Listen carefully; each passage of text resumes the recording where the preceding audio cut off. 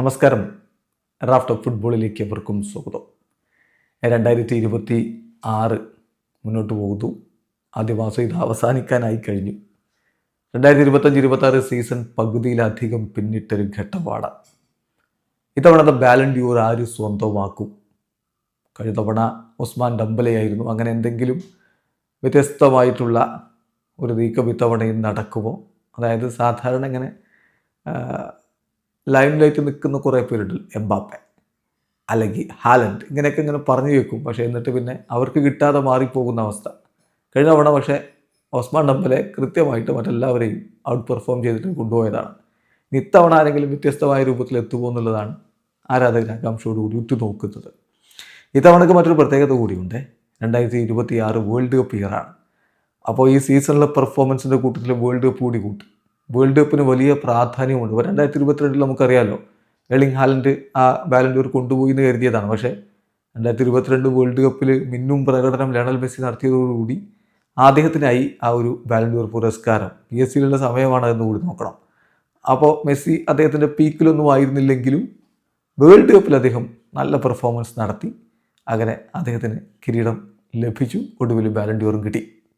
അപ്പോൾ ഇത്തവണയും ഈ സീസണിലെ പെർഫോമൻസിൻ്റെ കൂടാതെ വേൾഡ് കപ്പിലെ പെർഫോമൻസിനും വലിയ പ്രാധാന്യം ബാലൺ ഡ്യൂർ വോട്ടിങ്ങിലൊക്കെ വരും. അപ്പോൾ അതുകൊണ്ട് തന്നെ ക്രിസ്ത്യാനോ റൊണാൾഡോ തൻ്റെ അവസാന വേൾഡ് കപ്പ് കളിക്കാൻ എത്തുന്നു. ഇന്നും പ്രകടനം നടത്തി കിരീടം അങ്ങ് കൊണ്ടുപോയാൽ ഒരു 6ാം ബാലൺ ഡ്യൂർ കിട്ടില്ല എന്നൊന്നും ആർക്കും പറയാൻ പറ്റില്ല. അതുപോലെ തന്നെ ലിയോ മെസ്സി വീണ്ടും അത്ഭുത പ്രകടനം നടത്തി. വേൾഡ് കപ്പിൽ അദ്ദേഹത്തിന് നല്ല പരിചിതമായ കണ്ടീഷനാണല്ലോ. കാരണം US കളി. US പല ടീമുകളും വലയാനുള്ള നല്ല സാധ്യത. നല്ല ചൂടിൽ വലഞ്ഞു പോകാം. കഴിഞ്ഞ ക്ലബ്ബ് വേൾഡ് കപ്പിൽ ഏതാണ്ട് ഈ ജൂൺ ജൂലൈ മാസങ്ങളിലൊക്കെ തന്നെ കളി നടന്നപ്പോൾ താരങ്ങൾ വല്ലാതെ അനുഭവിച്ച് നമ്മൾ കണ്ടതാണ്. ബെഞ്ചിലിരിക്കാതെ ടീം മുഴുവനും ലോക്കർ റൂമിൽ പോയിരുന്ന് കളി കണ്ട സിറ്റുവേഷൻസ് ഒക്കെ ഉണ്ടായിരുന്നു. പക്ഷേ മെസ്സിക്ക് അത് പ്രശ്നമാവില്ല. കാരണം അദ്ദേഹം അവിടെയാണ് ജീവിക്കുന്നതും താമസിക്കുന്നതും ഒക്കെ. അപ്പോൾ അതുകൊണ്ട് തന്നെ മെസ്സിയിൽ നിന്നൊരു മികച്ച പെർഫോമൻസ് വന്ന് വീണ്ടും ഒരു ബാലൺ ഡ്യൂർ കിട്ടില്ല എന്നൊന്നും ആർക്കും പറയാൻ പറ്റില്ല. എന്നാലും ഇപ്പോഴത്തെ പെർഫോമൻസിൻ്റെ അടിസ്ഥാനത്തിൽ ബാലൺ ഡ്യൂറിന് സാധ്യതയുള്ള 4 പേരുടെ ഒരു പവർ റാങ്കിങ്ങാണ് നമ്മൾ അവതരിപ്പിക്കുന്നത്. 4ാം സ്ഥാനത്ത്, ഇത് പ്രമുഖ ഫുട്ബോൾ അനലിസ്റ്റുകൾ തയ്യാറാക്കിയിട്ടുള്ളൊരു പ്രോബബിലിറ്റിയാണ്.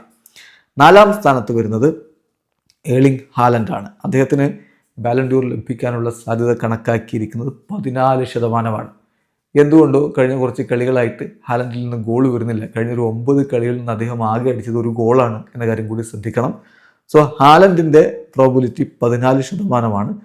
അതേസമയം 3ാം സ്ഥാനത്ത് ലാമിനെ യമാലാണ്. യമാൽ ഇപ്പോൾ മിന്നിക്കത്തി കളിക്കുകയാണ്. അപ്പോൾ കഴിഞ്ഞ കളിയിലെ ആ ബൈസിക്കിൾക്ക് ഗോളൊക്കെ നിങ്ങൾ കണ്ടില്ല. ഒന്നിനൊന്ന് മെച്ചപ്പെട്ടു വരുന്ന ഒരു ലാമിനെ യമാലിനെയാണ് ഇപ്പോൾ നമ്മൾ കണ്ടുകൊണ്ടിരിക്കുന്നത്. അദ്ദേഹത്തിന് 21% ബാലൺ ഡ്യൂർ പ്രോബിലിറ്റി കണക്കാക്കിയിരിക്കുന്നത്. അതേസമയം ഹാരിക്കെയിന് ബുണ്ടസ്ലീഗയിൽ ബയൺ മ്യൂണിക്കിനായിട്ടുള്ള തൻ്റെ ഗോൾഡി മേളം നിർബാധം തുടരുകയാണല്ലോ. അപ്പോൾ അദ്ദേഹത്തിനാണ് 2ാം സ്ഥാനം കൊടുത്തിരിക്കുന്നത്. 22% അദ്ദേഹത്തിൻ്റെ ബാലൺ ഡ്യൂർ വിന്നിങ് പ്രോബബിലിറ്റി. അതേസമയം 1ാം സ്ഥാനത്ത് മറ്റാരുമല്ല, കിലിയൻ എംബാപ്പയാണ്.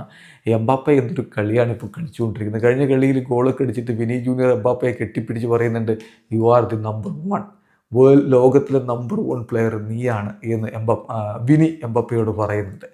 അപ്പോൾ വിനിയും റാഫിനിയും ഒക്കെ ബാലൺ ഡ്യൂറിൽ എവിടെ എത്തി നിൽക്കുന്നത് കണ്ടറിയണം. പക്ഷേ എംബാപ്പെ ഈ തവണ ഫ്രണ്ട് റണ്ണറാണ്. ഒരു പക്ഷേ ആ കിരീടത്തിലേക്ക് പോയാൽ വേൾഡ് കപ്പ് ഉണ്ട്, UCL ഉണ്ട്, ലലീഗയിൽ 1 പോയിന്റ് മാത്രമേ ഒരു പുറകിലുള്ള ഈ കിരീടങ്ങളിലൊക്കെ പോയാൽ എംബാപ്പെ ഇത്തവണ അത് കൊണ്ടുപോയാൽ അത്ഭുതപ്പെടാനൊന്നുമില്ല.